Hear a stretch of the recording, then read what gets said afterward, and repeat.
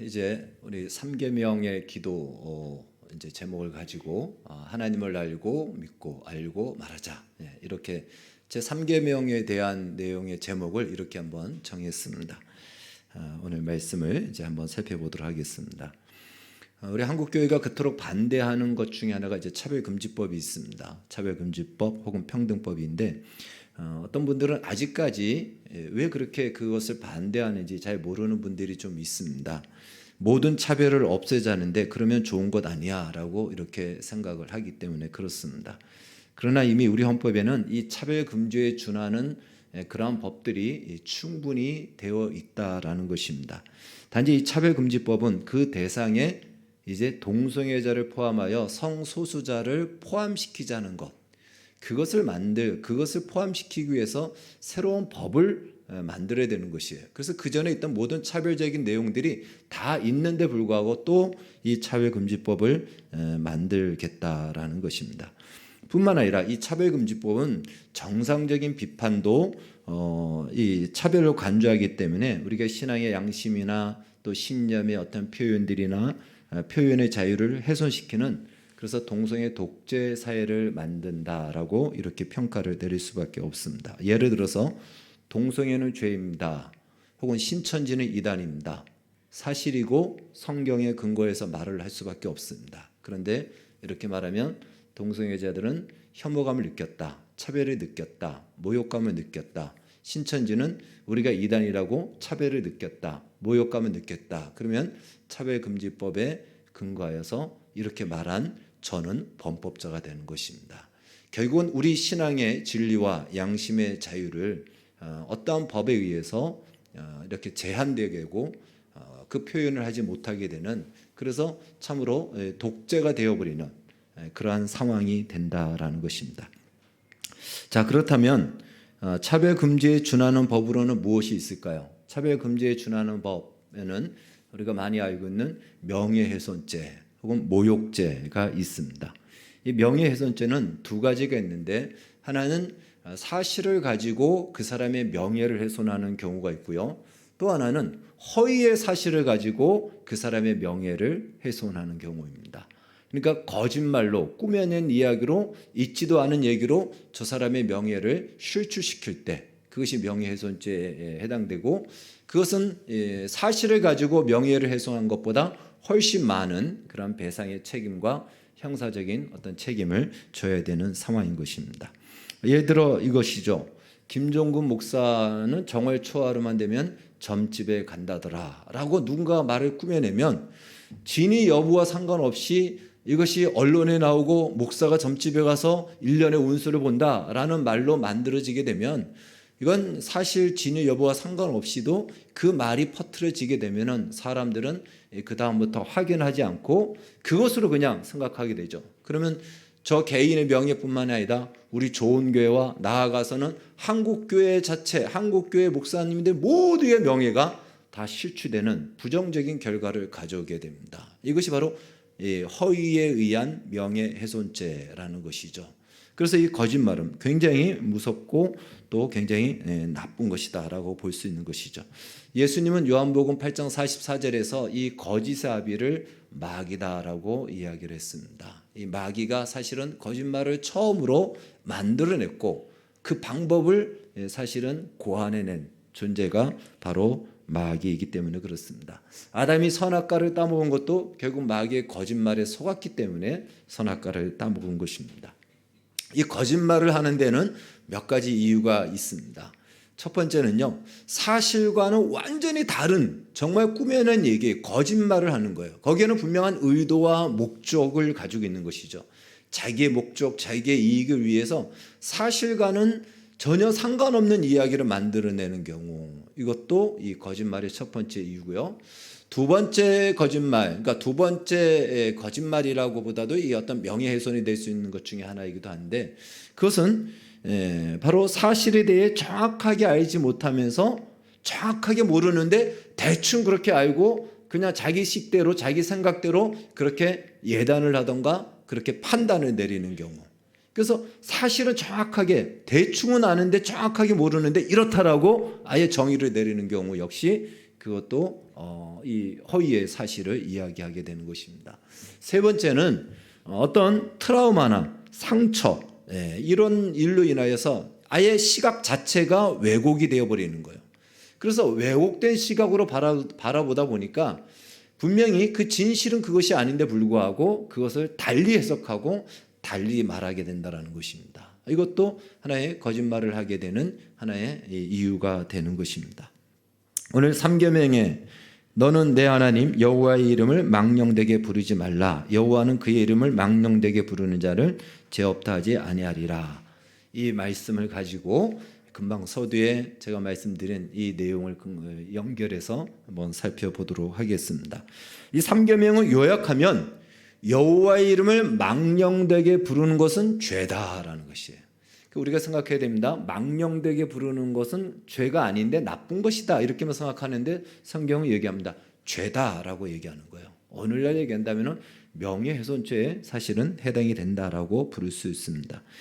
자, 누가 하나님의 이름을 망령되게 부를까요? 그리고 어떤 경우가 하나님을 망령되게 부르는 것일까요? 먼저 여호와의 이름이라고 했을 때 그 이름에 대한 의미를 우리가 바로 알아야 됩니다. 이 이름은 단순히 그 대상을 부르기 위한 하나의 호칭 정도, 그 기호 정도가 아닙니다. 물론 동물원에서는 그냥 그 기호 정도로 호칭으로 부르는 거죠. 그래서 호랑이들한테 이름을 지어주고는 그렇게 부르기도 합니다. 그런데 사람의 이름은 그렇지 않습니다. 사람의 이름은 단순히 부르기 위한 호칭이 아니고 그 이름 안에는 그 존재의 인격과 본질이 다 담겨져 있는 것이죠. 우리가 누군가에게 나 자신을 소개할 때에 나는 장점은 이것입니다. 단점은 이것입니다. 나의 좋아하는 음식은 이것입니다. 나는 자라오면서 뭐 이런 배경을 가지고 있고 나는 이런 가치관을 가지고 있고 사실 이야기하려고 하면은 이걸 펼쳐내면 한도 끝도 없이 이야기해야 되는 것이죠. 그거 어떻게 다 이야기합니까? 그러니까 그냥 쉽게 이름 석자 안에 그 모든 것을 담는 겁니다. 저는 홍길동입니다. 이렇게 얘기하는 거예요. 그러면 이제부터 그 사람의 실상과 진면목은 지나가면서 그 사람에 대해서 배워가고 알아가고 판단해 나가는 것이죠. 그 사람의 특징, 그 사람의 장점, 그 사람이 가지고 있는 생각, 이 모든 것이 홍길동이라는 이름 안에 다 담겨져 있다는 것이죠. 그래서 여호와의 이름이다라고 하는 것은 그것은 곧 그냥 호칭, 그냥 기호가 아니고 그것은 곧 여호와를 얘기하는 겁니다. 여호와, 하나님을 얘기하는 거예요. 그러니까 하나님을 망령되게 생각하고 망령되게 부르는 것, 그것은 곧 죄다라는 것입니다. 자, 그렇다면 이 망령이라는 말이 무슨 뜻인지 또 우리가 알아야 되겠죠. 이 망령. 우리가 옛날에 망령이라 그러면 옛날에 치매에 걸린, 지금으로 한다면 치매에 걸린 노인들을 향해 옛날에 노망이 들었다라고 얘기할 때 그 노망, 그게 망령인 것입니다. 이 문자적인 이 말의 정상적인 의미는요, 일관성과 논리성이 없는 상태라는 것이에요. 그러니까 망령이 들면, 노망이 들면, 치매에 걸리면 이런 경우죠. 금방 이런 말을 했는데 내가 언제 그런 말을 했냐고 이렇게 이야기하는 경우. 예. 소위 이제 단기 기억도 사라지고, 그래서 일관성이 없는 거예요. 노망에 어떤 치매에 걸렸기 때문에 내가 원해서가 아니고 나도 원치 않게 거짓말을 하게 되는 거죠. 금방 이런 말을 했는데 내가 언제 그런 말을 했냐고. 예. 어떤 경우에는 밥을 먹었는데 또 밥을 달라고 하는 거예요. 그래서 금방 밥 먹었지 않았냐 그러면 내가 언제 밥을 먹었냐고 이렇게 얘기합니다. 그러면 정말 대책이 없는 거죠. 이런 경우는 치매에 걸린 것이죠. 그 외에 여러 증상이 있겠지만 쉽게 말하면 병에 걸렸다라고 볼 수 있겠죠. 일관성과 논리성이 없다 보니까 거짓말이 되는 것입니다. 그러니까 하나님의 이름을 부를 때, 하나님을 생각할 때, 하나님을 믿을 때에 하나님의 실상과 다른 하나님으로 내가 생각하고 부르고 믿는다면 그것이 하나님을 망령되게 부르는 것이다. 이렇게 우리가 해석할 수가 있습니다. 분명히 거짓에는 세 가지가 있다고 했죠. 사실을 알매도 불구하고 이익이나 어떤 목적 때문에 거짓말을 하는 경우. 대표적인 거짓말이 바로 사단이 아담을 속인 것이죠. 선악과를 따먹지 말라고 하는 것은 분명히 아담으로 하여금 오히려 복된 인생을 살게 하는 것이었는데 그걸 뒤집어 버렸죠. 아니야, 저걸 먹으면 너는 더 복되고 행복하고 하나님처럼 돼라고 속인 것이죠. 분명한 의도와 목적이 있는 거예요. 죄를 짓게 하고자 하는 이 목적이 있고 하나님으로부터 떠나게 하려고 하는 이 목적이 있다라는 것입니다. 사탄은 오늘날에도 이 하나님의 존재와 하나님의 창조하심을 고의로 반대로 뒤집어서 이 사실을 속이고 있다라는 것입니다. 어떻게 속일까요? 과학의 이름으로 거짓말을 하고 있습니다. 본래 과학은 실험과 증명을 통한 결과이기 때문에 과학은 거짓말을 할 수가 없어요. 거짓말이라는 것 자체가 과학에는 통하지가 않습니다. 그런데도 불구하고 사람들은 이 과학의 이름 앞에 쉽게 속는다는 것입니다. 자, 과학은 굉장히 좋은 학문인데 불구하고 또 과학의 한계가 있죠. 모든 것을 다 과학이 실험하고 증명할 수는 없습니다. 우리 사람 안에 있는 우리의 마음이 뜨거워지는 이유, 내가 누군가를 좋아하면은 내 안에서의 이 심장 박동이 빨라지는 이유, 뭐 이런 것들은 과학적으로 증명, 그 사람의 몸의 상태를 설명할 수는 있지만 왜 그런지에 대해서는 그것은 설명할 수 없는 거예요. 그러니까 과학이 모든 것을 다 할 수 없음에도 불구하고 과학적으로 증명되지 않는 것은 없는 것이다. 그것이 과학적인 생각이다라고 이렇게 사람들을 속인 것이죠. 그러니까 과학이 그러는 것이 아니고 그 과학을 가지고 마치 사단이 선악과를 가지고 아담을 속인 것처럼 오늘날 많은 인류들을 속이는 것입니다. 하나님이 창조했다라는 거, 하나님의 존재를 과학으로 증명할 수 없지 않냐? 증명할 수 없죠. 그런데 과학 그 사람은 뭐라고 얘기하죠? 그러니까 하나님은 없는 거야. 이렇게 속이고 있는 것입니다. 근데 얼마나 사람들이 비과학적이고 우리가 과학적인 모순에 빠지냐면요. 제가 이제 차별금지법이나 동성애 반대 이런 부분을 많이 또 운동하지 않습니까? 보면요, 과학적으로 사람은 포유류를 포함해서 인간은 XY라는 염색체를 가지고 있습니다. 요것밖에 없어요. 아무리 찾아봐도 요것밖에 없어요. 이게 과학이 증명한 사실입니다. 그런데 이 젠더를 주장하는 사람들은 다른 성이 있다라고 하는 거예요. 동성애를 주장하는 사람들은 다른 성이 있고 성은 수십 가지가 될 수 있다라고 얘기해요. 과학적으로 하나도 증명되는 것이 없습니다. 만약에 게이가 타고난 성이라면 그 게이의 염색체가 있어야 돼요. 없습니다. 오직 XY 염색체로 남자 여자의 염색체만 있습니다. 그러니까 이런 과학적으로 증명되는데도 불구하고 다른 성이 있다라고 이야기하는 것을 인정해 주는 것이 오늘 이 시대. 다른 말로 오늘 이 시대는 과학이 진짜 과학이 아니고 언론과 미디어가 결국은 과학이 되어버렸습니다.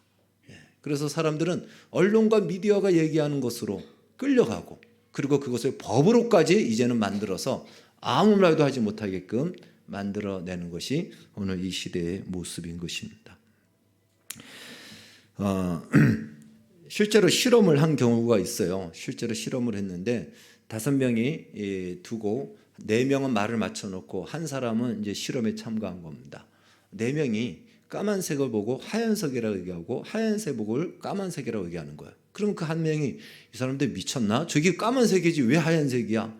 그걸 하얀색을 보고 저기 하얀색이지 왜 까만색이야? 라고 처음에는 팔쩍 뛰면서 얘기하는데 4명이 그 사람을 향해서 오히려 조롱하고 무식하다 그러고 욕을 하고 어떻게 너는 그것도 모르냐고 4명이 서로 돌아가면서 봐라 저기 이제 까만색을 보고 하얀색이지 그러니까 맞아 얘기하니까 이 사람이 처음에는 정말 아주 미칠 지경으로 팔딱팔딱 뛰다가 나중에 어떻게 되죠?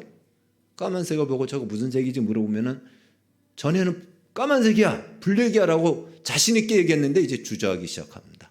그리고 좀 더 시간이 지나면서는 이제 이 4명과 함께 똑같이 이야기해야 되는 거예요. 저 까만색을 보고 무슨 색이지? 하얀색. 이게 실험으로 나왔습니다. 사람은 그렇게 됩니다.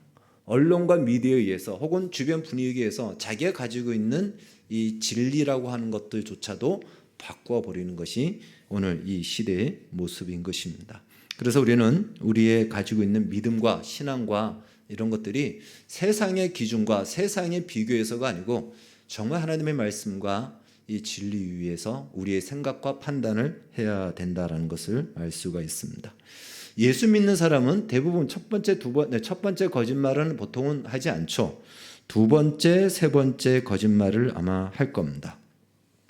저 2번째 거짓말은 어느 정도 사실은 아는데 정확하게는 모르니까 그냥 어느 때쯤 돼서 예단을 하는 것이죠. 그걸로 결론을 내리고 그것으로 그냥 그렇게 판단을 하는 것입니다. 3번째 거짓말은 어떤 트라우마나 상처로 인해서 아예 시각 자체가 삐뚤어졌기 때문에 직선으로 돼 있는데도 불구하고 그것을 곡선이라고 이제 이렇게 이야기를 하는 것입니다. 즉 우리가 하나님을 믿고 어느 정도 하나님을 알기도 합니다.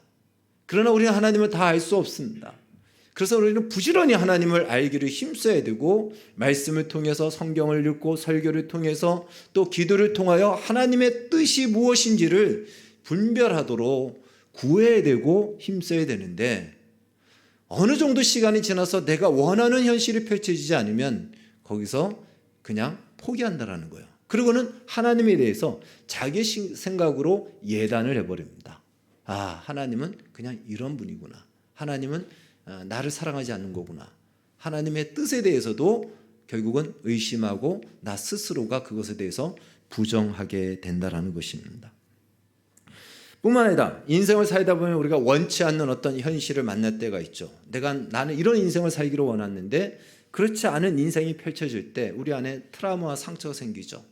그래서 그걸 위해서 기도하고 그걸 위해서 애썼는데 불구하고 하나님은 왜 나의 인생을 이런 결과로 만나게 하고 이런 결과로 이끌어가는가, 그런 것에 대해서 원망이 생기고 불만이 생깁니다. 그래서 하나님에 대해서 여전히 삐뚤어진 시각으로 바라보게 되죠. 하나님은 나를 사랑하지 않는 모양이야.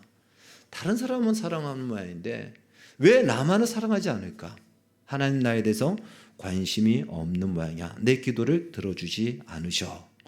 이런 시각이 생기면서 신앙의 열심을 포기하게 되고 또 냉소적이 되고 형식적인 신앙생활을 하게 됩니다.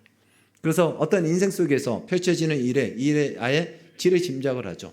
이번에도 마찬가지야. 하나님은 내 기도를 들어주시지 않을 거야. 하나님 나를 사랑하지 않으니까. 혹은 내가 뭔가 열심히 하면 그때서야 좀 나를 사랑하겠지. 다 뭐죠? 내 생각으로 하나님을 예단하는 거예요. 내 생각으로 하나님이 이렇다라고 저렇다라고 정의를 내리는 것입니다. 바로 이것이 하나님을 망령되게 부르는 것이다. 하나님의 진면목과는 상관없이 나의 경험과 나의 어떤 살아가면서 겪는 여러 가지 일로 인하여 하나님을 그냥 그렇게 정의를 내리는 거예요. 하나님의 진면목과 상관없이. 그러니까 명예훼손죄가 무엇이라고요? 사실과 상관없이 허위의 사실을 가지고 상대가 이렇다 저렇다 이야기하는 것이 명예훼손죄라고 그랬죠. 여러분, 우리는 명예훼손죄를 얼마나 많이 짓는지 모릅니다. 어쩌면 우리는 첫 번째부터 해서 세 번째까지 우리의 인생 속에서 다 경험하지 않았습니까? 하나님에 대해서도 어쩌면 우리는 정말 엄청난 명예훼손죄를 짓고 있는지 모른다는 것입니다. 하나님은 성경을 통해 하나님이 어떤 분인지에 대해서 수없이 말씀하셨습니다. 뿐만 아니라 시편 34편 8절에서는 너희는 여호와의 선하심을 맛보아 알지어다 라고 하셨어요. 다른 말로 하나님은 관념 속에 있는 하나님이 아니고 우리의 인생 속에서 우리가 맛을 볼 수 있는 만큼, 느낄 수 있을 만큼, 분명하게 알 수 만큼 하나님은 통치하시고 우리의 인생 속에서 간섭하시고 얼마든지 그 안에서 하나님을 알 수 있고 하나님의 손길을 우리는 거기서 경험할 수 있다는 것입니다. 그래서 하나님을 신뢰하고 의지해야 되는데 불구하고 지금 당장 내가 원하는 현실에서 내가 원하는 대로 반응되어지지 않을 때 우리는 거기서 하나님의 선하심에 대해서 기대하지 않고 그냥 예단을 해버리고 그냥 내가 생각하는 대로 신앙생활을 하게 된다는 것입니다. 성경은 그것을 얘기하는 거죠.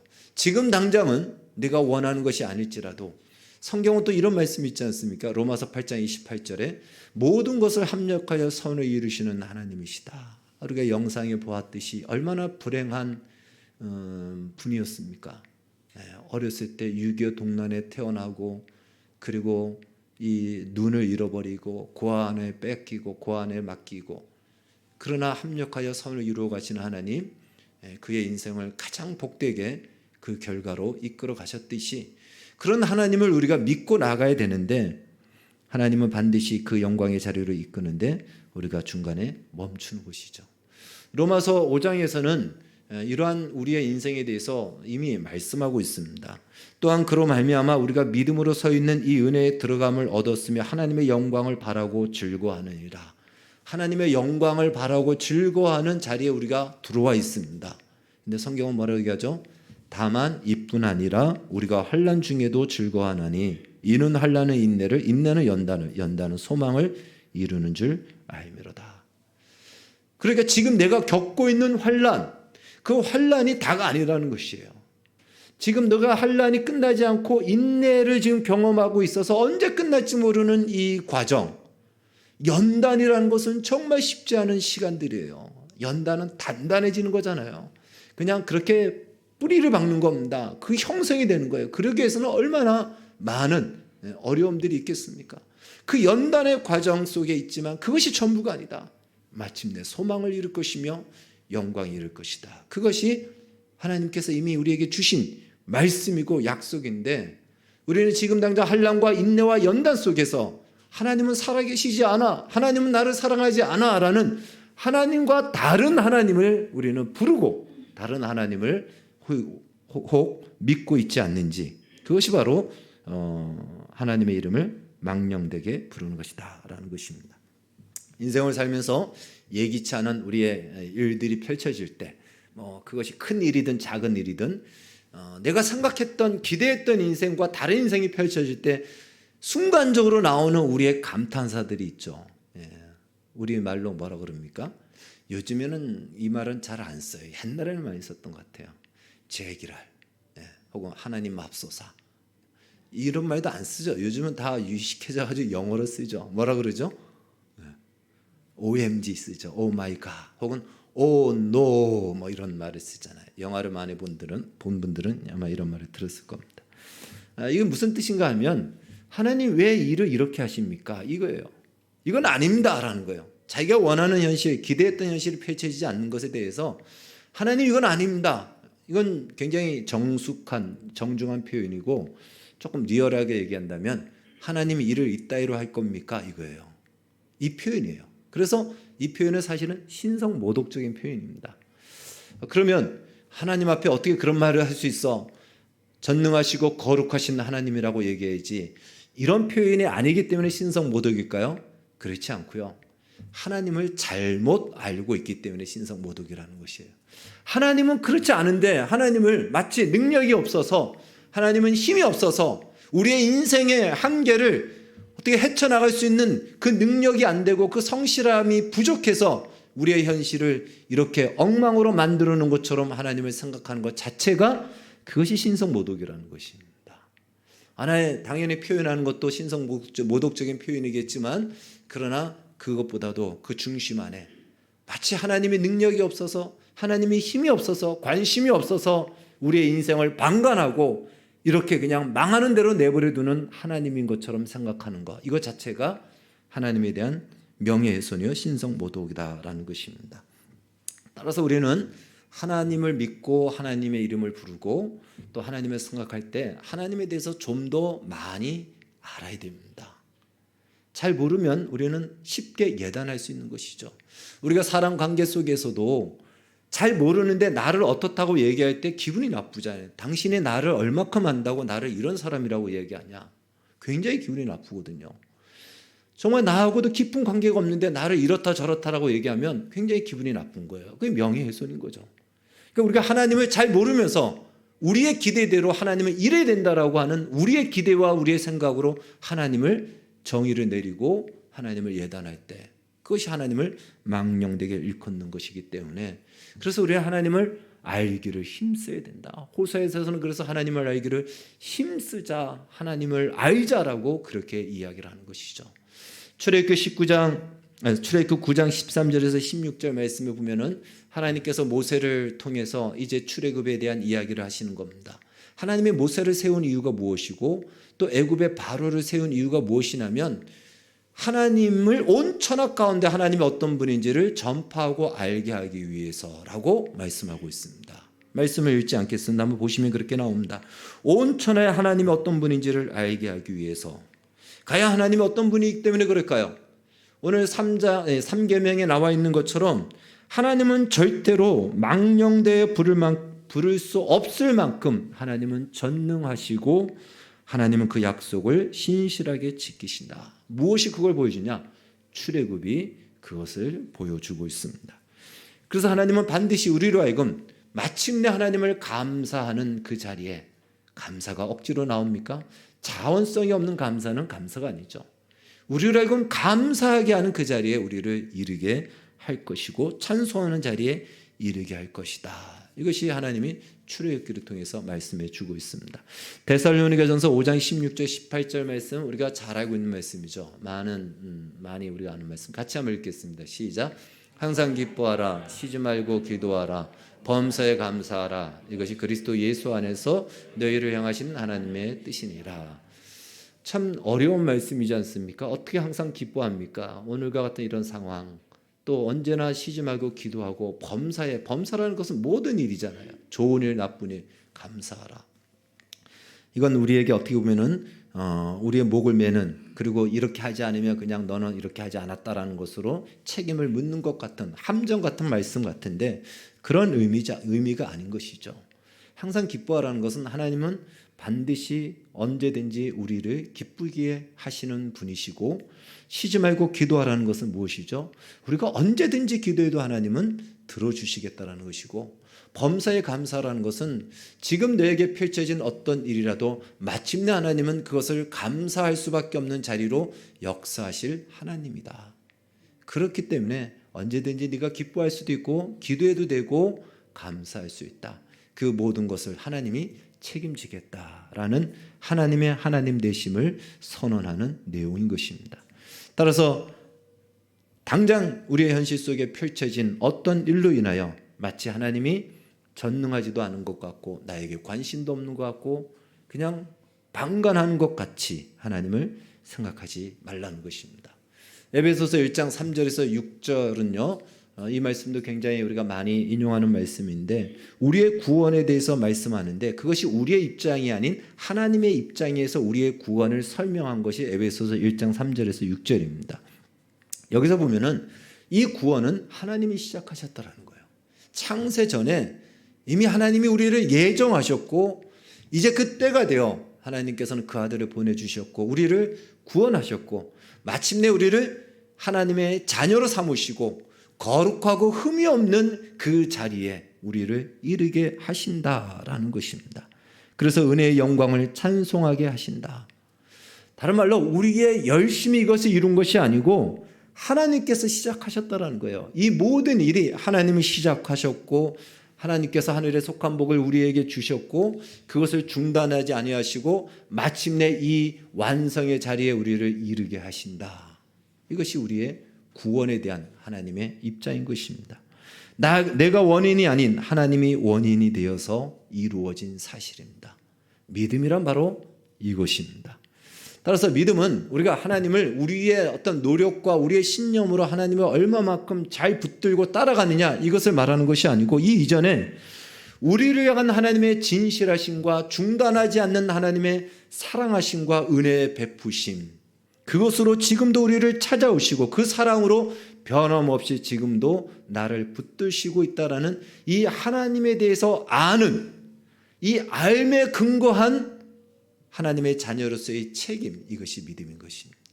그래서 우리는 믿음을 나의 각오로가 아닌 하나님이 내게 베푸시고 우리를 향하여서 나타내신 그 은혜와 사랑을 풍성히 알면 알수록 그래 내 인생은 내가 어떻게 살아야 될까? 무엇을 위해서 살아야 될까?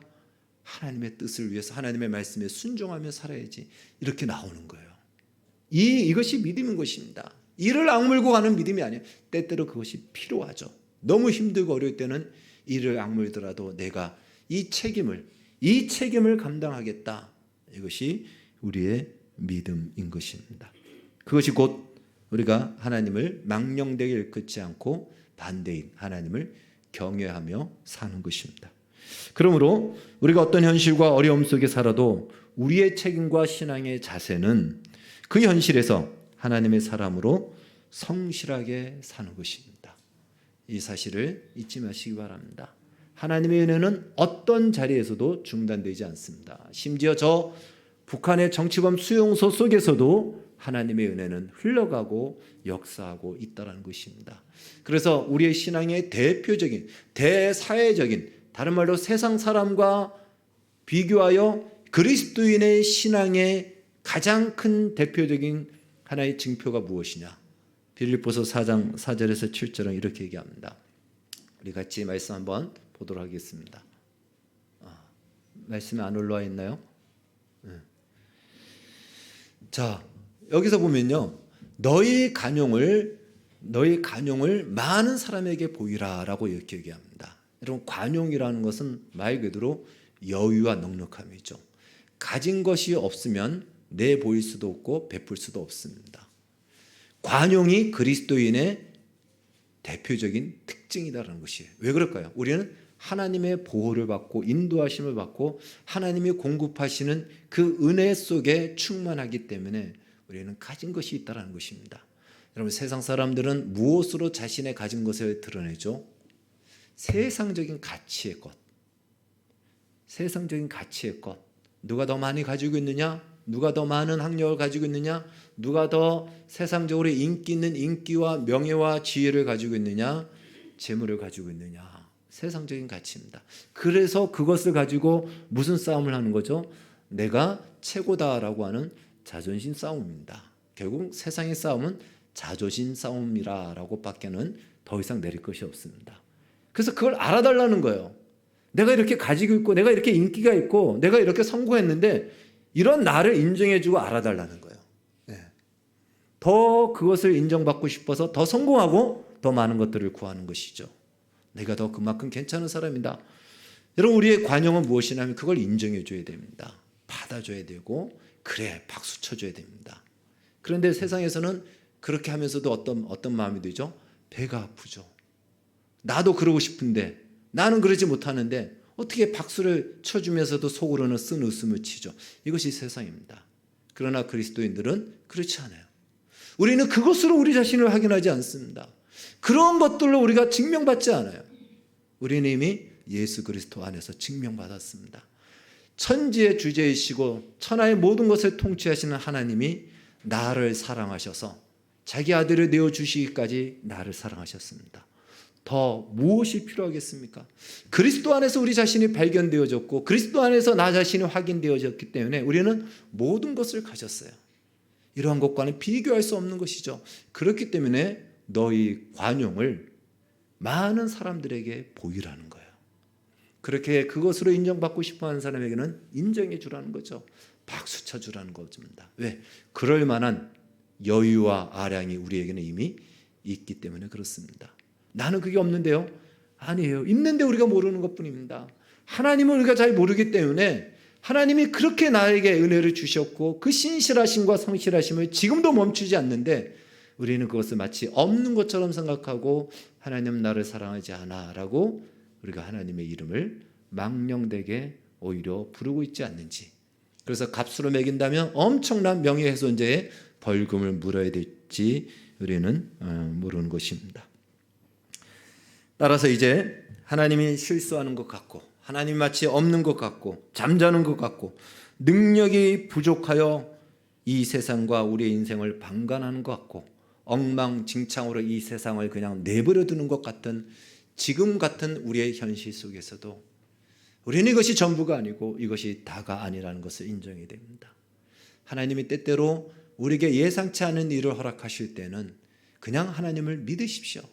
하나님이 뜻이 있어서 그런가 보다. 하나님을 신뢰하고 믿고 가면 됩니다. 제가 여러 번 얘기하지 않습니까? 중마고로 자란 나의 친구, 누구보다도 내가 잘한다면, 근데 그 친구를 잘 아는데 어느 날 뉴스에 그 친구가 사람을 죽였다, 이 뉴스가 나오면 사실이에요. 그러나 나는 믿을 수가 없는 거예요. 근데 사실이에요. 그럼 어떻게 해야 되죠? 그 친구는 절대 그런 친구 아니야. 만약에 그 사람이 사람을 죽였다면 그럴 수밖에 없었기 때문에 죽인 거야. 그것이 신뢰입니다. 그것이 신뢰예요. 여러분, 하나님을 신뢰한다는 것은, 믿는다는 것은요, 당장 내가 원하는 것이 이루어지지 않기 때문에 하나님에 대해서 무시하고 하나님을 불신하는 것이 아니고, 내가 원하는 것이 이루어지지 않았다 할지라도 하나님의 어떤 뜻이 있어서 이렇게 하신 거지, 하나님은 결코 나를 실망시키지 않으신 분이야. 이게 하나님에 대한 신뢰입니다. 그래서 때때로 그것이 어떤 배도의 위기가 오고 목숨을 잃어야 되는 상황 속에 와도 나는 나를 사랑한 하나님을 배신할 수 없어. 내 목숨을 잃더라도 나는 하나님을 신뢰해. 이게 믿음입니다. 순교자적인 믿음이란 때때로 그런 비장한 각오도 필요하겠지만 그 비장한 각오 이전에 충분한 신뢰가 있어야 되는 거예요. 하나님에 대한 신뢰가 있는 거예요. 예수님이 아버지여 내 영혼을 아버지 손에 부탁하나이다 하고 죽음까지도 하나님 앞에 맡겼던 것처럼 그 신뢰입니다. 따라서 오늘 이 3계명은요, 단순히 하나님의 이름을 우리가 무시하고 이용하고 이러한 것들 당연히 다 이것이 망령되게 일컫는 것이지만 가장 근본은 무엇이냐면 하나님을 잘못 알고 말하는 것, 혹은 삐뚤어진 시각으로 하나님을 예단하고 하나님과 아닌 다른 하나님을 말하는 것, 그걸 꺼리낌 없이 말하고 그렇게 믿고 있는 것이 망령되게 일컫는 것이다. 이제부터는 그것을 버리고 우리가 하나님을 더 많이 알고 믿고 더 많이 알고 하나님의 이름을 부르면서 하나님을 끝까지 신뢰하여 나아가는 우리의 인생을 통해서 세상은 바로 그 속에서 역사하시는 하나님을 보게 될 것이며 그것을 우리의 자랑과 우리의 자긍심으로 삼고 살아가는 것, 하나님을 경외하는 삶인 줄 믿고 망령과 반대되는 여호와를 경외하는 복된 인생으로 살아가기를 주의 이름으로 축원합니다. 기도하겠습니다. 하나님 감사합니다. 여호와의 이름을 망령되게 부르지 말라라고 하신 말씀은 하나님은 그런 우리가 망령되게 부를 만큼 그렇게 약하고 무능력하고 또 신실하지 못한 하나님이 아니라는 것을 말씀하고 있습니다. 당장 눈앞에 보이는 것이 우리가 원하는 현실이 아닐지라도 여전히 하나님은 하나님이시며 하나님다우심을 포기하지 않으십니다. 그 하나님을 믿고 살아가는 이것이 우리에게 주신 특권이요 자랑과 즐거움으로 삼아 세상의 자존심을 가지고 이야기할 때 넉넉히 받아줄 수 있는 우리의 마음과 생각을 그들의 유혹에 빼앗기지 않고 오히려 그들을 품어줄 수 있는 이 아령과 이 넉넉함이 우리 안에 있음을 알게 해 주셔서 우리로 하여금 세상의 하나님을 보는 자리까지 이르게 하여 주시옵소서. 예수님의 이름으로 기도하옵나이다. 아멘.